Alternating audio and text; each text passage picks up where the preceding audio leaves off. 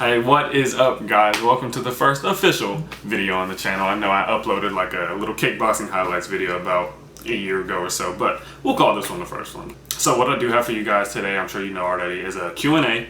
I just figured it'd be a good way to kind of set some premise and set the foundation for the channel, and you guys can get to know me a little bit and kind of get a little understanding of how I think about certain things. Now, this channel, the majority of the content will be about like fighting and training, weight cutting, all those good things. I'll take y'all behind the scenes for my fights and do all that type of stuff for sure. And I'll upload like once or twice a week, definitely. But today I do have about 4 or 5 questions that I'm going to answer pretty in depth about.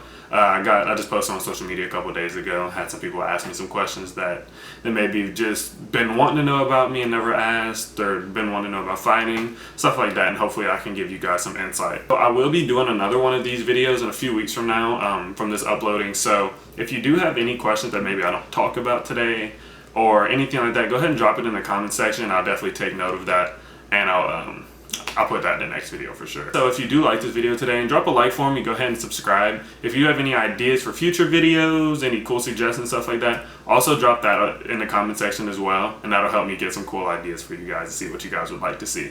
But yeah, let's get into the video.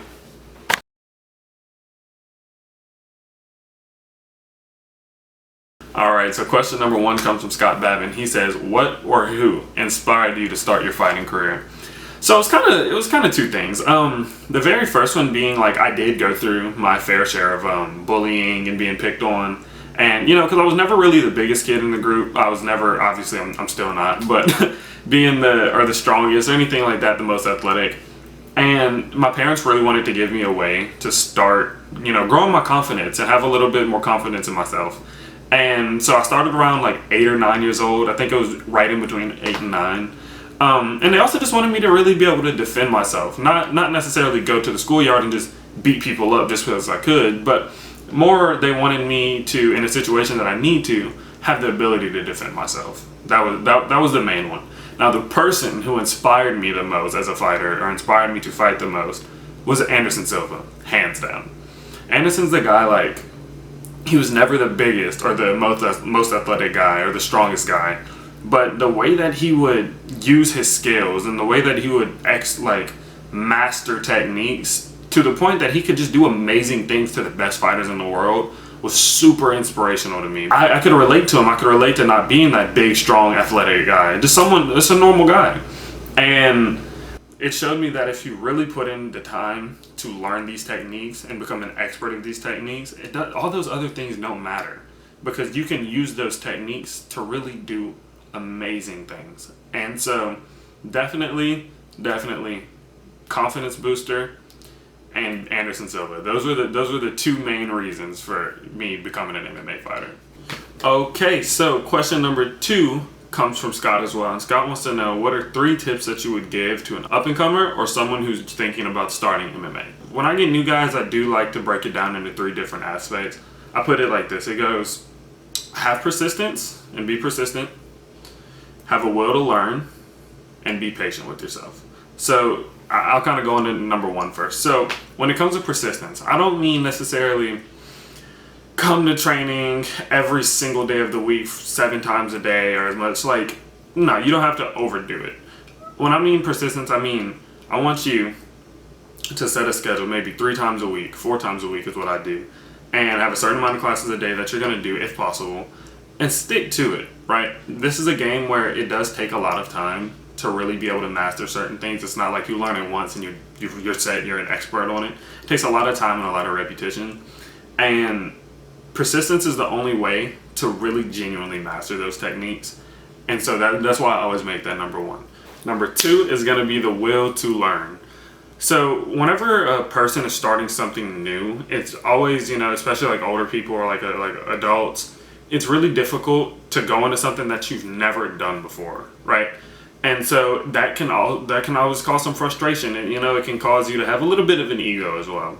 And whenever you come into the gym, you're genuinely gonna see stuff and do stuff that you've never done, and having the will to learn is going to make you be able to grasp those concepts and those new techniques a lot faster than someone being a little bit more closed-minded and thinking, well, I know more. I know it all, right? And so a person who has that will to learn is definitely going to excel because they're so open-minded to these new things. They're just going to absorb it like a sponge. Number three comes down, and this is one that was, something that even I had to learn. It took years for me to learn, was just being patient. Like I said earlier, like, these things are brand new, and they can get super duper frustrating, especially in the world of grappling.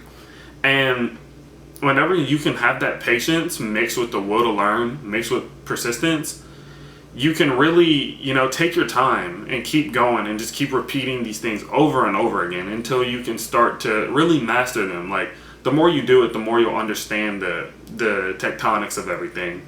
And being patient is super important, because if you're being persistent but nothing's really happening and you start getting frustrated, maybe you're not going to want to train as much anymore and you won't be as persistent. Or maybe if they're getting frustrating and you get closed-minded at things, now your will to learn isn't there anymore. And so being patient kind of ties those things together. Having those three for sure is going to be what takes a beginner to maybe being, a little bit more advanced and really being able to expand on these skill sets and really take them on full force, for sure. So being persistent, having the will to learn, and being patient. Those are the big three whenever it comes to my advice to beginners. So I have question number 3. Question number 3 is, what do you want to be known for once you're done and retired? And that's super interesting, because we all set goals and we all have things that we want to do, but we never really think, when I'm all done reaching those goals, what do I want to be known for? And me personally, I just want to really be known as the guy who served as an example and a guide for really just the younger generations, and also someone who helped other people reach their dreams, right? Whenever I talked earlier about Anderson Silva, that one individual kind of shaped the fighter that I am today. And him leading by example, just in the past, and being like a super humble martial artist and someone who displays masterful techniques. That's something that I want to be able to do for younger generations. I want to be able to inspire some kid just like I was one day to really chase his dreams and to want to be able to build himself into something, right? So that's definitely what I like to be known for. And the second one was just helping people reach their dreams. Coaching is my passion as well as fighting. And really, if your dream is to be a certain weight or look a certain way or win that championship, whenever it comes to me coaching, my goal in that and what I want to be known as the guy who helped these people reach their dreams as much as I can. Because if it wasn't for my training partners and the people who helped me, I wouldn't be who I am. And so on this path to my success and on this path to what I want to do, I want to be able to help them reach the things that they want to do in life as well. Those are the two things that drive me, and that's what I want to be known for. Okay, question number 4 comes from Janae. Janae wants to know, what is the most challenging aspect of fighting, or what are some things that, just kind of sit on the back of your head and make things really difficult, say before you step into the cage? I think most fighters can agree that the fear of the unknown is probably the most difficult aspect of fighting that we face. Like, what's gonna happen? You never really know until you go in there, but the problem with that is it could hurt a lot, right? And so I think it's really just the deal of the anxiety of it all and not knowing what the outcome is going to be that kind of challenges us the most. And honestly, in my opinion, there's only one way to genuinely be able to help that. Well, maybe 2. I guess one will be experience. The more you do it, the more you get the ability to just let it go. Like recently, even in my last fight, especially, I've kind of understood just letting go and letting my techniques take over. But the way you reach that is honestly preparing as best that you can leading up to the fight. I believe that if you kind of slack off during your camp and you don't do everything that you should be doing, that you should be doing, when it comes fight night, you're going to have it in the back of your head oh man, I should have been eating a little better, or I should have done my cardio a little better. And all of those things are going to add on to those what ifs. What if since I didn't do my cardio well enough, when it gets to those deeper rounds, I can't handle it and I'm too tired. Those things, the slacking off, they fuel the what ifs a lot more than if you did your best. Because if you go in there knowing, I gave it all I could, I did the best that I can, and I'm going to leave it all in there tonight. That's whenever that fear of the unknown really goes away a lot more. But yeah, absolutely. The fear of the unknown is for sure, in my opinion, the hardest, most challenging aspect of the fight game that there is. Okay, and question number 5, the last one, comes from a buddy of mine, Austin. Austin wants to know, what is your favorite part of the fighting game? That's awesome. That's an awesome question because I love every moment of it, right?